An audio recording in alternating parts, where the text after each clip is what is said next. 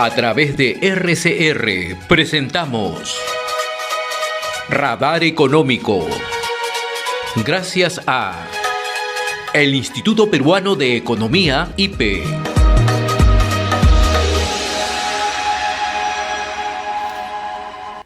Comentarles, amigos, que ayer el Instituto Peruano de Economía presentó las predicciones económicas al cierre del 2023 y los riesgos en la economía en el 2024. El moderador fue Víctor Fuentes, que es gerente de políticas públicas del Instituto Peruano de Economía. Invitada especial estuvo Liliana Rojas Suárez, que es directora de la Iniciativa para América Latina del Centro para el Desarrollo Global, y el expositor, nuestro invitado esta mañana, Teodoro Crisolo, economista senior del Instituto Peruano de Economía. Qué gusto saludarte, Teodoro. ¿Cómo estás? Igualmente, José, buen día. ¿Se ha ajustado el crecimiento a la baja este año? Sí, efectivamente, desde el IPE hemos recortado no solamente la expectativa de crecimiento para este año, sino también para el próximo año, ¿no? Tanto para este como para el próximo 2024 hemos recortado nuestras previsiones de crecimiento ante la mayor debilidad de la economía peruana que ha registrado durante el último trimestre del año. Para el 2023 hemos recortado a una caída de 0.6%, teníamos un retroceso de 0.3%. Y con esto la economía peruana en el 2023 estaría cerrando con una de sus peores caídas, ya no desde 1998, sino la peor caída desde 1990, ¿no? Digamos de que es el peor resultado de los últimos 33 años. Y para el 2024 hemos recortado la expectativa de crecimiento de 2.1% a 1.9%. Y buena parte de la revisión a la baja, tanto para el 2023 como para el 2024, obedece a un consumo privado menor a lo previsto, ¿no? De hecho, en el tercer trimestre el consumo privado ha registrado su primera caída desde el 2001, si es que no consideramos la pandemia. Es un resultado que no estábamos anticipando. Y a la vez también lo que hemos visto es que los resultados de la economía en el último trimestre del año han sido, digamos, muy por debajo de lo esperado, ¿no? Los datos adelantados que tenemos disponibles para el mes de octubre anticipan una caída de más de 1% nuevamente, ¿no? Y eso que en septiembre ya habíamos caído de una magnitud media similar. Entonces, esos dos factores, ¿no?, sumados también al hecho de que los indicadores de expectativas, tanto por el lado de las empresas como de los consumidores, se han deteriorado aún más en octubre y en noviembre, nos hace pensar que claramente la economía va a terminar todavía el último trimestre del año en terreno negativo, O sea, ¿no? no hay ninguna señal de recuperación en este trimestre. Miren, tenemos, digamos, como que algunos sectores que han rebotado por ejemplo, pesca, ¿no? Pesca, digamos, aperturaron la segunda temporada y eso, digamos, como que le ha sostenido, le ha dado algún tipo de, digamos, de recuperación. Pero es estacional de momento. Exactamente. La tendencia, digamos, subyacente de la economía, digamos, la tendencia un poco más vinculada a la capacidad de gasto de los agentes, no, digamos, que no ha mostrado todavía una señal clara de recuperación, ¿no? Los sectores que están vinculados a la demanda interna todavía se mantienen creciendo a tasas bastante bajas, inclusive negativas en el caso, por ejemplo, de los sectores que están más vinculados a la inversión. Tenemos a la construcción cayendo todavía a tasas de alrededor de 8-9%, la manufactura no primaria también cayendo todavía a tasas cercanas al 8-9%, ¿no? Y sectores vinculados al consumo creciendo a tasas pero muy bajas, cercanas casi al 0%. Entonces, en general, ahí digamos que todavía no estamos viendo esa recuperación que de alguna manera se estaba un poco como que teniéndole fe. No estás teniendo fe de que en el último trimestre ibas a rebotar. Lamentablemente los números no han logrado de alguna manera capturar cierto grado de recuperación en esta última parte. ¿Y esto cómo está afectando al nivel de empleo? Porque también tenemos entendido que había una contracción en el empleo. Sí, digamos, entre enero a septiembre los resultados han sido bastante claros, han sido alrededor de 125.000 personas que han perdido su trabajo en todo el país. En el acumulado tenemos una caída de alrededor de 0.7%, pero evidentemente hay algunos sectores, algunas zonas del país que han sido mucho más afectadas. Las regiones del sur, por ejemplo, ¿no? Las regiones del sur, 3 de las regiones donde más ha caído el empleo, mejor dicho, 5 de las 5 regiones donde más ha caído el empleo, 3 de ellas pertenecen al sur, ¿no? Está Puno, por ejemplo, está Arequipa, está Cusco, ¿no? Regiones en donde el empleo en general en promedio ha caído alrededor de 8-9% también comparado al año previo. Pero sí, definitivamente no solo digamos, está ese efecto de la caída de la actividad afectando, digamos, el empleo en los 3 primeros trimestres del año, ¿no? También hemos visto ya indicios bastante fuertes de que el empleo formal, por ejemplo, durante el mes de octubre, ¿Ya? ha continuado desacelerándose. El empleo formal ha crecido menos de 1% en el ámbito privado en el mes de octubre. Menos de 1%. Digamos, es la tasa de crecimiento más baja que se ha registrado desde más o menos mediados del 2021, donde el empleo formal comenzó, ¿no?, a recuperarse de los efectos de la pandemia, ¿no? Entonces, sí estamos viendo, digamos, indicios bastante claros de que la economía más bien no ha mostrado todavía algún tipo de recuperación en esta última parte del 2023. Ahora, desde el mes del Ministerio de Economía y Finanzas siempre se hablaba del efecto rebote al 2024. ¿Esto va a ocurrir o tenemos que tener cálculos conservadores? Todavía somos, digamos, bastante conservadores en cuanto a la recuperación que podemos ver durante Ya. la primera mitad del Ya. 2024. Definitivamente vamos a ver algunos efectos bases, ¿no?, en algunos sectores en particular que fueron mucho más afectados por el clima de conflictividad registrado a finales del año pasado y a inicios de este año, ¿no? Entonces vamos a ver algunas actividades que, por ejemplo, cerraron completamente, digamos, cualquier tipo de operación.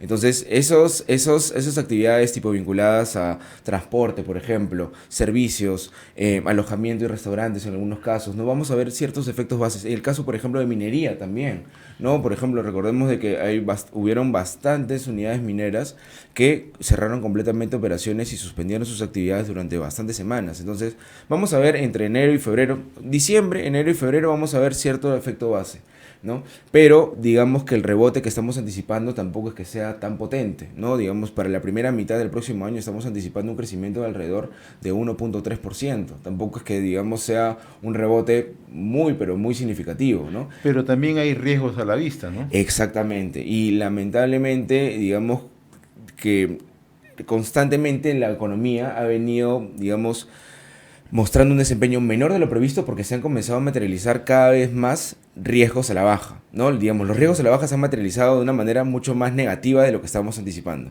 ¿no? Y hay dos principales riesgos que estamos mapeando para el próximo año. El primero de ellos tiene que ver con el fenómeno del Niño, ¿no? Un fenómeno del Niño de un escenario, digamos, o de una intensidad entre moderada y fuerte, podría retrasar aún más la recuperación del gasto privado, ¿no? Digamos, del gasto de consumo e inversión del sector privado, y a la vez también de algunos sectores, ¿no? Como por ejemplo pesca y también la parte más vinculada al agro, ¿no? Eso podría, digamos, retrasar una parte de la recuperación bastante importante. Y también lo que estamos viendo es lo que justo ven en la pantalla, ¿no? El gráfico de la derecha. Mientras más se prolongue la recuperación o mientras más se retrase la recuperación de las expectativas empresariales, de la confianza de los agentes para poder desarrollar nuevos proyectos, más, digamos, vamos a ver tasas negativas de inversión, ¿no? En inversión privada ya acumula 5 trimestres de caídas consecutivas a septiembre. Es probable que termine el año, digamos, acumulando 6 trimestres de caídas consecutivas. Y es probable también de que si es que se retrasa aún más la recuperación de la confianza, vamos a seguir viendo tasas negativas todavía de este indicador en la primera mitad del 2024. ¿Y cómo estamos respecto a inflación? ¿Cómo vamos a cerrar este año? Inflación es el lado positivo, en realidad, de la historia macroeconómica que actualmente exhibe el país, ¿no? La inflación ha tenido un desempeño muy por debajo de lo que se estaba anticipando. Inclusive el Banco Central de Reserva en septiembre estaba anticipando de que íbamos a terminar el año en 3.8%. Ahora parece que, digamos, todos los indicios muestran de que vamos a terminar en alrededor de 3.1, 3%, ¿no? Y inclusive nosotros en un escenario de un niño entre moderado y fuerte, inclusive en ese escenario, la inflación retornaría al rango meta entre el primer y segundo trimestre del próximo año, ¿no? Digamos, en marzo más o menos estamos anticipando que la inflación estaría en alrededor de 2.9% en un escenario, digamos, de niño entre moderado y fuerte inclusive, ¿no? Entonces, podría inclusive venir por debajo de esos niveles que estamos anticipando, pero lo más importante, digamos, de cara al próximo año es que estamos viendo una inflación dentro del rango meta, por lo menos desde el primer y segundo trimestre del 2024, ¿no? Digamos, esa es la parte más importante, ¿no? Y esto, de alguna manera, le va a brindar espacio al Banco Central de Reserva el próximo año como para poder seguir, ¿no?, recortando la tasa de interés, ¿no? Recordemos que el día de ayer el Banco Central ha recortado nuevamente en 25 puntos básicos su tasa de interés de política monetaria, su tasa de referencia, y de esta manera estamos terminando el año con una tasa de alrededor de 6.75%, digamos, la tasa digamos, de referencia, tasa de interés que establece el Banco Central.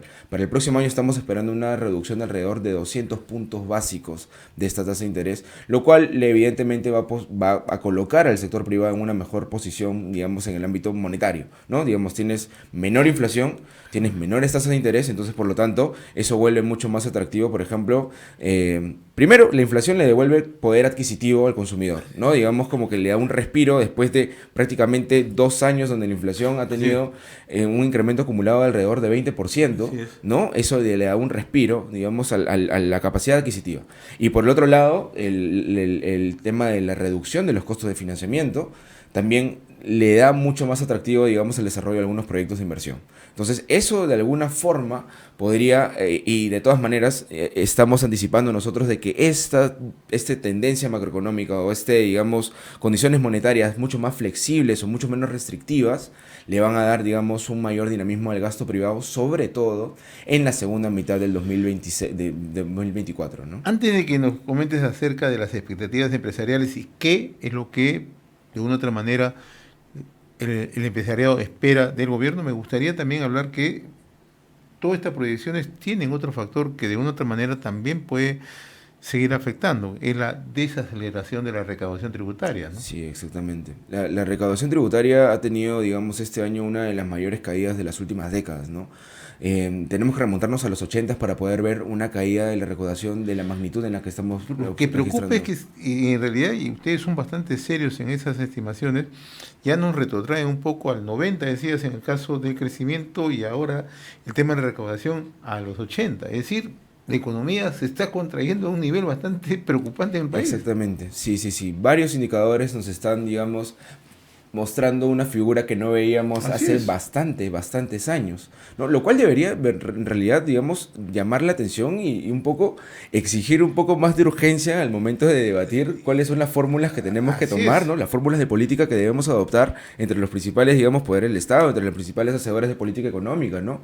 Para poder, digamos, catapultar o posicionar al país en una mejor, digamos, en una mejor capacidad para recuperarse de la recesión en la que se encuentra actualmente, ¿no? Y lo que mencionabas en el ámbito fiscal es muy importante porque hemos visto que la recaudación ha caído, pero el gasto no se ha ajustado en la misma magnitud. Más bien en las presiones de gasto crecen y crecen aún muchísimo más, ¿no? Estamos viendo, por ejemplo, que para el 2024 se está planteando un incremento de las partidas orientadas al pago de remuneraciones de alrededor de 10.000 millones de soles. Estamos gastando más de lo que ingresa. Estamos gastando efectivamente más de lo que ingresa actualmente, y las perspectivas lamentablemente son de que las partidas más rígidas del gasto público son las que están creciendo más. Remuneraciones es muy difícil poder recortarlo hacia el futuro. Digamos, estás teniendo en los últimos 2 o 3 años incrementos que duplican prácticamente el ritmo de crecimiento promedio de las remuneraciones que ha registrado entre el 2011 y el 2019. Entonces, ese, digamos, embalse de gasto en un contexto de deterioro de la recaudación. Y de crecimiento cero, ¿no? Y de menor crecimiento, ¿no? Digamos de que da ciertos indicios de que hay cierta erosión de la institucionalidad fiscal del país, ¿no? Y eso, digamos, podría, si es que se mantiene o persisten, digamos, esta tendencia, podría ejercer cierto grado de presión sobre nuestra calificación crediticia, ¿no? Digamos, ese es un factor que hay que, digamos, tenerlo monitoreado. De hecho, en el IPE nosotros consideramos de que es un riesgo bastante latente para el 2024, no solo porque en realidad te pone, digamos, en esta posición un poquito más complicada con las agencias calificadoras, ¿no? Sino más bien porque cuando destinas muchos recursos hacia, digamos, las partidas más rígidas del gasto público, vuelves menos flexible digamos, el gasto o la capacidad de respuesta del Estado para poder atender temas más urgentes como la reactivación económica o el cierre de brechas, ¿no? Mientras más, digamos, destinas al pago de remuneraciones de manera injustificada, porque evidentemente pueden haber, digamos, incrementos, digamos, basados en resultados, basados en méritos, basados en evaluaciones del personal público y todo lo demás, eso puede existir, pero si es que, digamos, le destinas recursos mucho más a estas partidas rígidas y dejas, digamos, atender algunas cosas que pueden llegar a ser inclusive mucho más urgentes. Dos temas que no quiero dejar de lado con la parte final, Teodoro, ¿no? Uno, yo te preguntaba sobre las expectativas empresariales. ¿Qué es lo que esperan los empresarios del gobierno para la reactivación económica? Y el otro tema, ¿cómo va a afectar esta situación al tema de la pobreza? Cuando conozcamos cifras de pobreza hacia adelante, ¿qué impacto puede tener esto? Sí, a ver, lo primero, las expectativas sobre la economía a los próximos 12 meses se han deteriorado marcadamente en las últimas dos ediciones, tanto en octubre como en noviembre. Digamos que hemos visto una mayor cautela sobre lo que puede pasar con la economía el próximo año por parte de los empresarios, ¿no? Eso, digamos, como que es una de las principales lecturas. Y cuando le preguntaron a los empresarios cuáles son los principales factores que están limitando un poco el crecimiento de sus empresas, te mencionan, digamos, en los tres principales factores. El primero de ellos, inestabilidad política. El segundo de ellos, conflictos sociales. Y el tercero, pero no menos importante, es el tema de la burocracia ineficiente para poder realizar trámites dentro del Estado, en las diferentes, digamos, agencias que tiene el gobierno.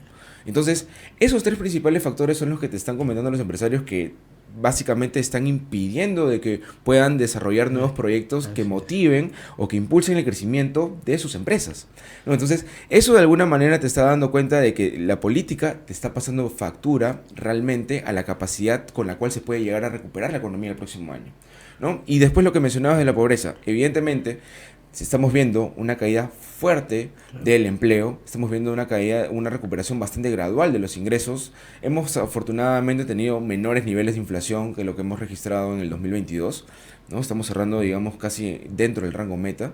El año pasado terminamos por encima del 8%.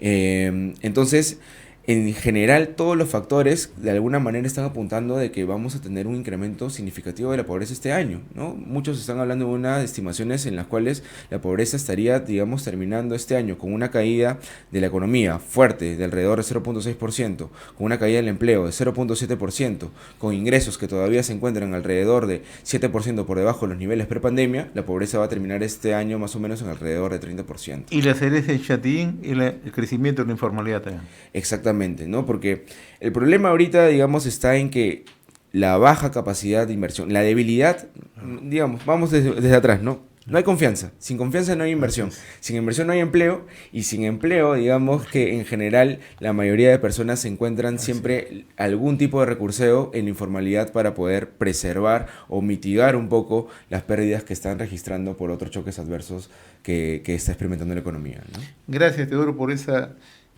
bien explicativa exposición que nos has dado, ¿no? Porque esto nos permite conocer, en esencia, qué es lo que está pasando en nuestra economía. Sí, efectivamente, pero digamos, afortunadamente el Perú todavía tiene una posición macroeconómica que yo sé que es difícil un poquito de digerirla, ¿no? Pero es una posición macroeconómica todavía envidiable respecto a las economías emergentes, ¿no? En economías emergentes tenemos baja deuda, altos niveles de reservas internacionales, los déficits todavía están creciendo, pero todavía son, digamos, sostenibles, están en niveles sostenibles, que se pueden revertir rápidamente si es que hay decisión por medio, ¿no? Entonces, mi punto aquí es de que el Perú todavía cuenta con una espalda fuerte si es que decide, digamos, apostar nuevamente por políticas que motiven bastante su crecimiento económico, ¿no? Y está con nosotros Teodoro Crisólogo, economista senior del Instituto Peruano de Economía, IPE.